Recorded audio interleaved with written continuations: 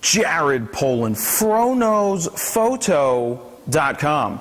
Are you a beginner photographer? Have you just picked up your first digital SLR, or have you had one for a while, but you're not happy with the results?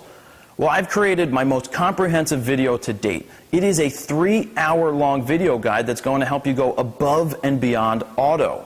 I wish I had a guide like this 18 years ago when I started as a photographer. It would have given me the ability to save months, if not years of time, trying to figure all of this out on my own. So please allow myself and this guide to be your mentor. What are we going to cover in this guide? We're going to hit the fundamentals of photography, the type of information that you're going to take with you throughout your whole career as a photographer. We're going to hit things like, what is the exposure triangle? What do I do if my picture is over or underexposed? How do I get tack sharp images? What focus mode should I use? What metering mode should I use? And what's a good composition? We're going to hit that and much, much more. So this guide is going to give you the confidence to unlock the power of your digital SLR. It's the closest you can get to being at one of my boot camps without actually being there.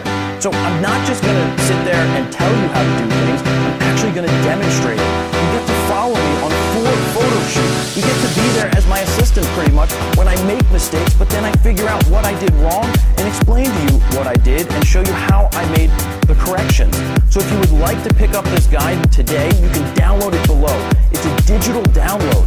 That means you can watch it over and over again. And yet, if you decide to pick it up today, I'm going to include a 20-minute long bonus video that's going to give you the 5-year plan, how to make money as a photographer, and how to market yourself. So let's take a sneak peek inside this video guide. So you just heard me talk about f-stop. You heard me talk about how depth of field works, and now the best way to show you how that really works is to do this right here with this frog, who I've become well acquainted to. But what does it actually look like when you get a picture at 1.8 versus a picture at 22? What's going on here? Well, what's going on is that your depth of field is changing. A shallow depth of field is what you see when you're shooting at 1.8. It's very narrow. So your focus point, or your area of focus is very small.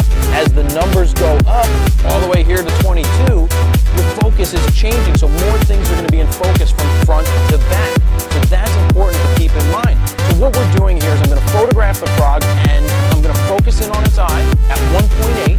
And then I'm going to work my way all the way up to 22 so that you can see what's happening to the background. Then we're going to talk about it and figure out, the little subtleties that are going on. So right now I have the camera set to aperture priority. But aperture priority means that I am setting my aperture. I'm picking where I want it. And the camera is then going to select the shutter speed for a proper exposure. Let's shoot at 1.8. So I'm at 1.8 right now. I'm focused in on the frog's eye. Boom. That's 1.8. Let's take it to f2.8. Nice smile. Now I'm making sure, I almost did this. I'm going to shoot it. There I cut her finger off and I saw it. So that's why I didn't shoot it initially. But now I'm recomposing. Boom. I'm making sure that I have her finger in there.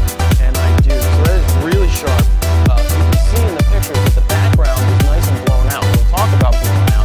It's compressed. So that's the point of using a piece of glass like this.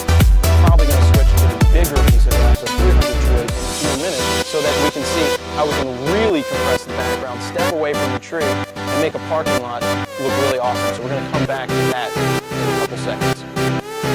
Well, why don't you sit back on it? Just face that way, but just rest your focus.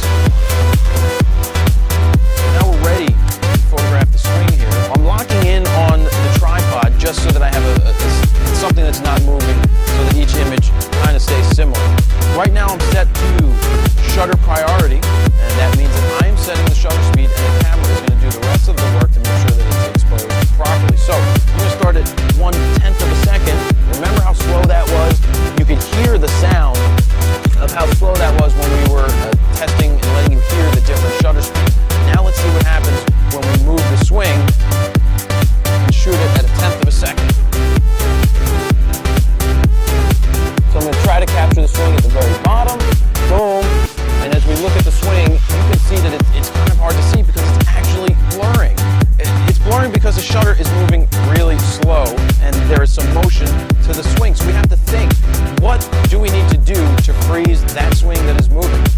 try something a little faster, like 1/60th of a second.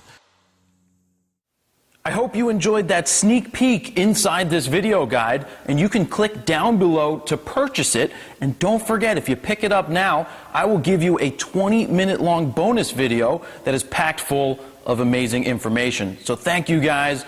Jared Poland, Froknowsphoto.com. See ya.